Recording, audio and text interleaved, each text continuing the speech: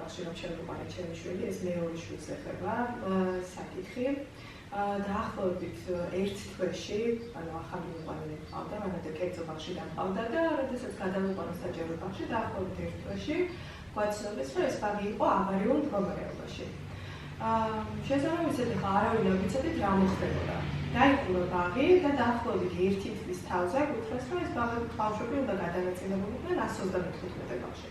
რომელიც იქვე ახლოს მდებარეობს, მაგრამ ამ 135 ბავშვს რომ შეხედოთ, იტყვით, რომ მიასე ბაღზე უფრო ავარიულია, იმიტომ რომ გარედან არის ჩამოშლილი კედლები, ჩამონგრეული ადგილები და აი მართლა რომ გაიაროთ, შეიძლება შიშის გრძნობა გამიჩნდეთ, რომ თავში რამე არ დამეცეს. რა ვიცი, ასეთი დაუცველები როგორ უნდა იყვნენ ჩვენი ბავშვები ჩვენს ქვეყანაში. რაც მთავარია, ეს ბაღი, მიასე ბაღი, რომელიც დაიხურა შარშან მარტში. და საფუძველი იყო ის, რომ ეს ავარიულობა მომდინარეობდა საძირკველიდან. დაახლოებით ოქტომბერი, სექტემბერი-ოქტომბრის თვეში შევამჩნიე, რომ აი ორი შენობა არის ამ ბაღის, ანუ ერთმანეთზე გადაბმული და ერთ მხარეს კუთხეში არის ამოთხრილი დიდი ორმო და მეორე შენობის კუთხეში ასევე არის დიდი ორმო. ეს დიდი ორმო, ეხლა რატო ვახსენებ, არის დღემდე.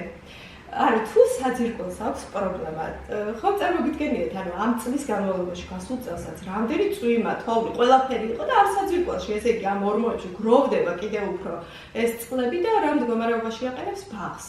ბაღების პრობლემა არის საქართველოში იმდენად დიდი, რომ ალბათ ნებისმიერი ძველი აშენებული ბაღი, ჩემი აზრით, არის ავარიულ მდგომარეობაში.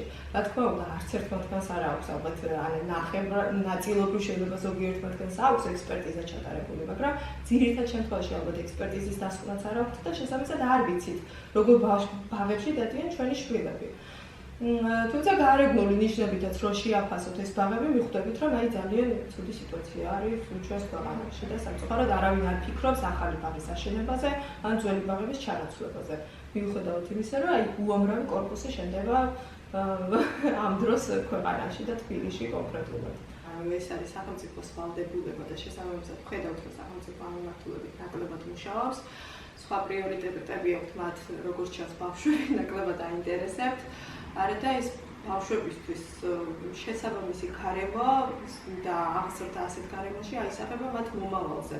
და არ ვიცით, ჩვენ თუ 90-იანი წლების ბავშვი ვარმე და ვიხსენებ, როგორი გარემოში მიწევდა ჩემს ბაღში ყოფნა გამხმარ პულზე გაზრდილი ბავშვი ვარ, ასე რომ ვთქვათ და ამ ყველაფერს მე თუ ცუდად ვიხსენებ, ჩვენი შვილებიც გაიზრდებიან და ამ ბაღს აუცილებლად ცუდად გაიხსენებენ და მათ ღირსებაში ცუდად დაილექება ეს ყველაფერი.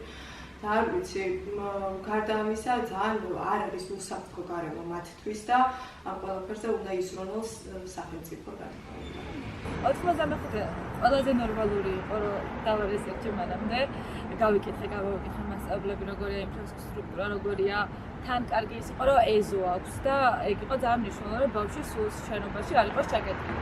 და ეზოშიც ჰქონდეს თამაშის საშუალება და მაგრამ მაგით მივიღე გადაწყვეტილება, რომ 95-ში დამერეგისტრირებინა. პრობლემები რა შეიძლება იყოს? შენობა მაინც ძველია, მიუხედავად იმისა, რომ ნორმალურია, რაც ნახე იმასთან შედარებით, მაინც ძველია და ოთახები არის საკმაოდ პატარა. ყველაზე ცუდი ის არის ხოლმე, რომ როცა უსაფრთხოების ნორმები არის დარღვეული, მაგალითად, ჩემს მეგობარს ჰქონდა წინა წელს ეგეთი რაღაც, რომ ბაღის პირველ სართულზე იყო მისი შვილის ოთახი, საკმაოდ მაღალი ფანჯრები იყო, დაბალი მოაჯირი იყო და არაფერი დამცავი არ ჰქონდა ამას და ანუ ამ გოგომ მთელი პანიკა აწია, რომ როგორ შეიძლება ჩემი შვილი შეიძლება, ნუ ახლა ბავშვია ცელქია, ჩემი შვილი შეიძლება ადგეს და გადაძვრეს და მე იქიდან უკვე მეტანახევარზე რომ 3 წლის ბავშვი გადმოვარდება, ანუ რაღაცა ცუდი შეიძლება მოხდეს. ეგეთი რაღაცები გამიგია. სამწუხაროდ არ არის ჩვენთან ეგ პრაქტიკა საჯარო სკოლებშიც იგივეა და ბაღებშიც, რომ შენ მოგცენ, აი როგორც კერძოებში არის, რომ მიხვიდე და მანამდე დაათვალიერო როგორია იქაურობა, ამაზე საკმაოდ პრობლემები აქვს ხოლმე, მე უბრალოდ ვიცოდი ჩემ მეგობარს აყავდა ამ ბაღში და ეგ პრობლემა არ მქონია, ვიცოდი რა გარემოც იყო. ხო, მოკლედ ერთი ეგ არის, რომ რაღაცნაირად აუცილებლად უნდა მოიძიონ როგორი ინფრასტრუქტურა